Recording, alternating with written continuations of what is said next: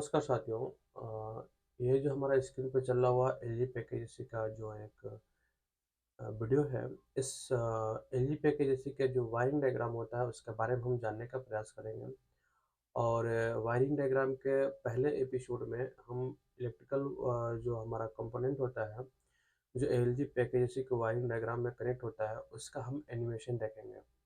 तो साथियों, wiring diagram के पहले एपिसोड में हम यानी इस वीडियो में हम वायरिंग डायग्राम का जितना भी हमारा पार्ट्स होता है जो कनेक्ट होता है उसका हम एनिमेशन देखेंगे, ताकि जो दूसरा हमारा एपिसोड आया उस पर हम वायरिंग डायग्राम को स्टेप बाय स्टेप समझाने का प्रयास करें तो बहुत आसानी से हमको समझने में आसानी हो। तो चलिए हम वीडियो की शुरुआत करते हैं और देखते हैं कि इस एल जी पैकेज में वायरिंग डायग्राम में क्या कौन कौन से पार्ट्स लगे होते हैं। यानी हम देखिए, उस पैकेज का वायरिंग डायग्राम का पहला एपिसोड शो कर रहे हैं हम, जिसमें 2 कंप्रेसर लगा होता है, 2 कंडेंसर फैन मोटर लगा होता है और 1 ब्लोअर मोटर लगा होता है, ठीक है।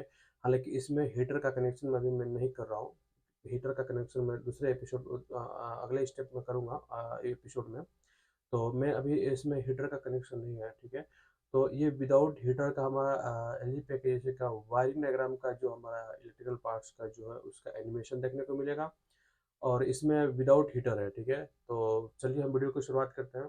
साथियों, जब हम वायरिंग डायग्राम की जब बात करते हैं तो उसमें क्या होता है कि हमारा सबसे मोस्ट इम्पोर्टेंट क्या है, मैकेनिकल भाग से अच्छा मतलब ज़रूरी है वायरिंग डायग्राम को समझना।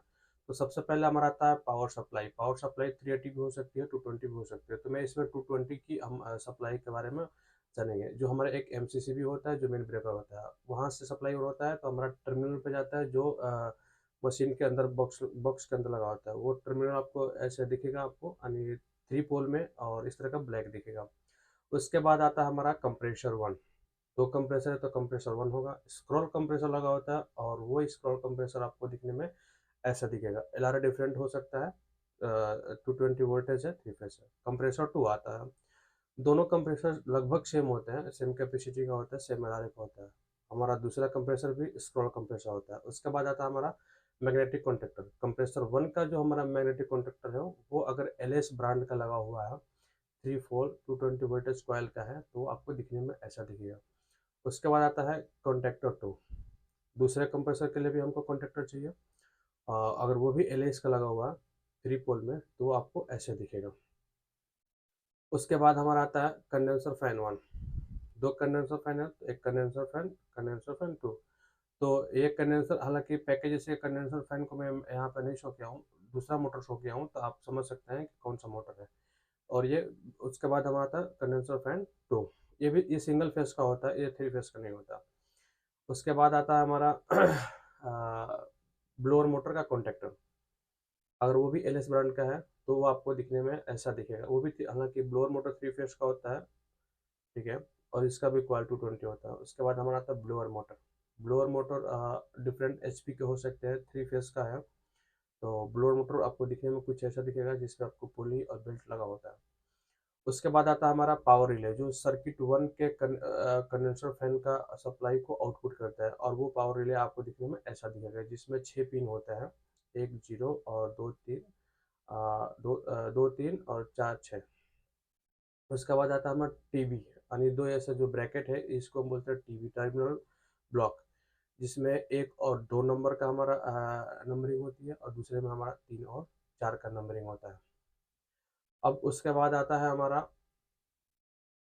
टीवी, जो कंट्रोल वायर होता है, जहाँ पे कंट्रोल वायर लगे होते हैं, हमारा जो रिमोट से आता है, वो आपको दिखने में कुछ ऐसा दिखेगा आपको। और उस पे 1 से लेके 7 तक नंबरिंग होती है, जो आपको हमने एनिमेशन में दिखाने का प्रयास किया है। उसके बाद आता है हमारा मेन पीसीबी, जो मेन चीज़ है पूरा कंट्रोल बोर्ड का। पीसीबी कुछ आपको दिखने में ऐसे दिखेगा, और इसमें 2 कंप्रेसर, 2 कंडेंसर फैन। उसके बाद आता है हमारा रिमोट कंट्रोल। रिमोट कंट्रोल जो नीचे लगा होता है बिल्डिंग के अंदर, जहाँ पे हम कंट्रोल टेम्परेचर हीटिंग सब शो करते हैं, जो इस तरीके से दिखता है, जहाँ पे ईयर कोड भी शो करता है। उसके बाद आता है हमारा प्रेशर स्विच। प्रेशर स्विच चार चार लगे रहेंगे, 4 लगे होंगे, इसलिए कि 2 सर्किट है, 2 कंप्रेसर, तो 2 हाई प्रेशर, 2 लो प्रेशर होगा। अब इसमें हम बताने का प्रयास करेंगे इसमें कौन सा एचपी है, कौन सा एलपी है। ऊपर का जो हमारा है वो एचपी बी है, सर्किट बी का हाई प्रेशर है। उसके बाद दूसरा है HPA सर्किट ए का हाई प्रेशर।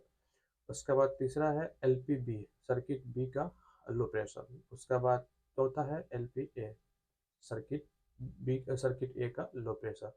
तो इस तरीके से हम पूरे जो पैकेज एसी का जो वायरिंग डायग्राम होता है, जिसमें दो कंप्रेसर, दो कंडेंसर पर मोटर, एक ब्लोअर मोटर लगा होता है, उसके इलेक्ट्रिकल पार्ट्स का एनिमेशन हम देखने का प्रयास किए। ये पहला एपिसोड है। इसके बाद का जो एपिसोड होगा उसमें वायरिंग डायग्राम को हम एनिमेशन के तौर पे हम दिखाने का प्रयास करेंगे, ताकि बहुत आसानी से जो नए टेक्नीशियन हैं या जो भी पैकेज एसी पे काम करते हैं, एलजी पैकेज एसी पे, उनको समझने में बहुत आसानी हो। तो उम्मीद है इस सीरीज में बहुत कुछ सीखने को मिलेगा आपको, क्योंकि टेक्नीशियन अधिकतर वायरिंग डायग्राम में ही मार खा जाता है। अगर उसकी वायरिंग डायग्राम प्रॉपर तरीके से उसको मालूम है पैकेज एसी का, तो आप समझ जाइए कि वो मैकेनिकल भाग तो थोड़ा बहुत मैनेज कर लेता है, लेकिन अगर वायरिंग डायग्राम में अगर फंस जाता है तो उसको कहीं ना कहीं उसको सीनियर टेक्नीशियन का या यूट्यूब का सहारा लेना पड़ता है। तो आई होप, मुझे उम्मीद है कि इस सीरीज़ में और इस वीडियो में बहुत कुछ सीखने को मिलेगा कि अब जो हमारा नेक्स्ट वीडियो होगा उसकी वायरिंग डायग्राम हम जब कंप्लीट करेंगे तो इस एनिमेशन के तौर पे हम किस तरीके से उसको अच्छे तरीके से समझेंगे। So thank you very much video देखने के लिए। आई होप बहुत कुछ सीखने को मिला होगा।